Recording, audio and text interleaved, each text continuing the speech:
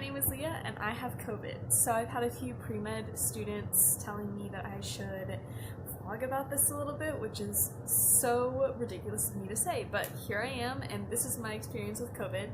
I am pre-med, so I'm really interested in the medical side of things and how it's affecting my body, and I was really interested to find that my first symptom of COVID, and really my only major symptom of COVID, has been that I completely lost my sense of smell. I woke up on Saturday, June 6th and went to work as usual, and I actually work at a hospital, so I get checked every day for COVID by having my temperature taken, and then they'll ask me questions about who I've been around, if I've traveled anywhere, if I'm being tested for COVID, if I have any symptoms. And at this point, I did not know that a symptom was loss of smell, and I also had not realized yet that I couldn't smell. So when I came in to work, the first thing that actually made me realize that I lost my sense of smell is I hadn't had breakfast yet, and I started eating breakfast and drinking my daily Dr. Pepper, and I could not taste it at all. And there's actually a difference between your smell and your taste. So technically you can still taste with coronavirus. We think that it's only affecting your sense of smell, but obviously your sense of smell is very strongly correlated with your sense of taste. So according to the Washington Post tastes the basic modalities of sweet, salty, sour, bitter, and umami, but flavor is more precise. If you plug your nose and try strawberry and a cherry gummy bear, you'll be able to tell that both are sweet, but you won't be able to distinguish between the flavors.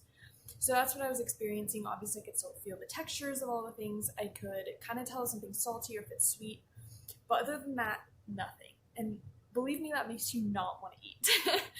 But I had this symptom for a day, and it was really weird.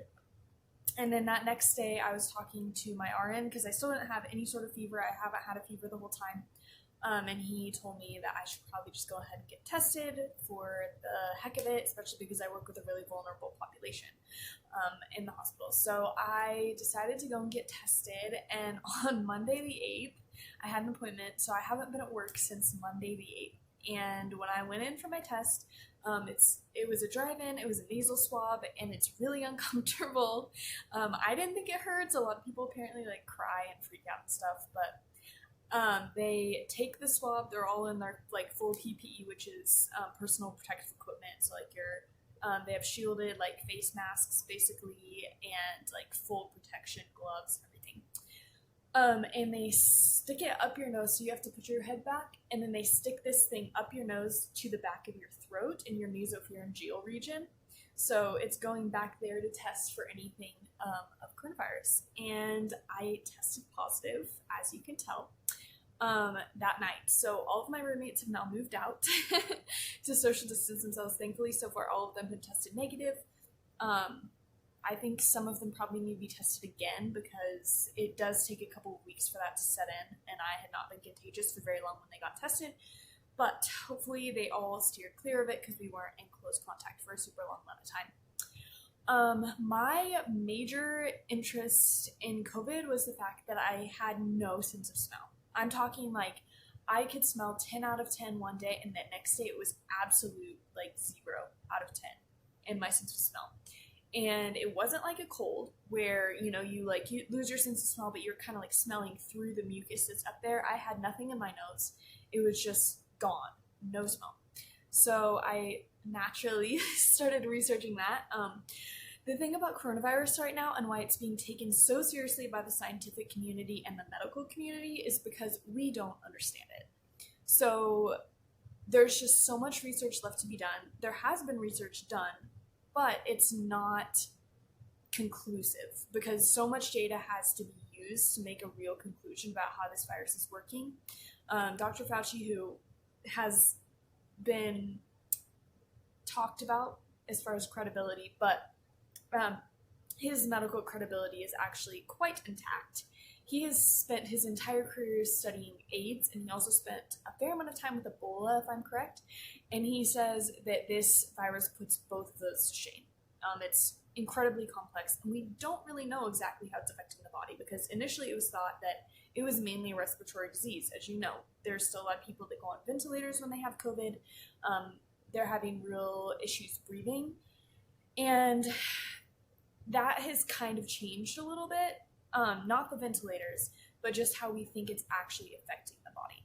So a lot of people, if you notice, that are getting super sick with it aren't people that have pre-existing conditions with their respiratory system. It's more pre-existing conditions with vascular disorders and things that are going to affect your cardiovascular system.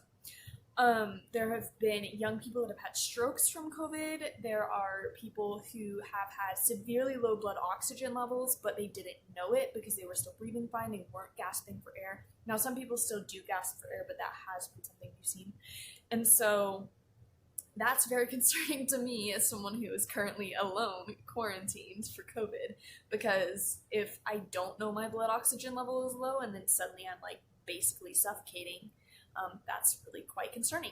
And that's also why scientists are really asking people to take this one seriously, because so far it's affecting people so drastically differently, and we don't even know how it's doing what it's doing, basically. The crazy thing about losing your sense of smell is that your sense of smell is directly tied to nerves that are in your brain. So a doctor who had COVID and lost his sense of smell actually tested this, and your olfactory nerve in your brain, which is more directly connected to your sense of smell, it's basically just your sense of smell, he had obviously lost that because he couldn't smell at all. But your trigeminal nerve is also connected to your sense of smell in the way that it kind of creates your tear jerk response to things like onions and bleach, things that have a stronger scent that your eyes start watering at. So this doctor tested that, and he in fact did not have this tear jerk response. So it is very likely that in some people, COVID is affecting your sense of smell via your olfactory and trigeminal nerves, which are both in your brain. And then even though that's not super serious, losing your sense of smell in general, it does pose a question of how's it getting into your brain tissue if it is? And does that mean it can then spread to other parts of the brain potentially if it continues to evolve, and just in different cases? And there's only a couple of ways really that the virus could get into your brain and into those nerves. So there's a potential that it could be traveling via axons into the neurons in your brain. So it's going via the nervous system into your brain. Or it could be bypassing the blood-brain barrier, which generally keeps any sort of virus or germ out of your brain and the blood supply that goes there. So we don't really know yet. There's a lot of question marks. There's a lot of speculation. There's a lot of we don't know. But that's been my experience, and I hope you enjoyed learning a little bit about it. I might post some more if I find out anything interesting. But for now, that's all I have to say. Have an awesome day.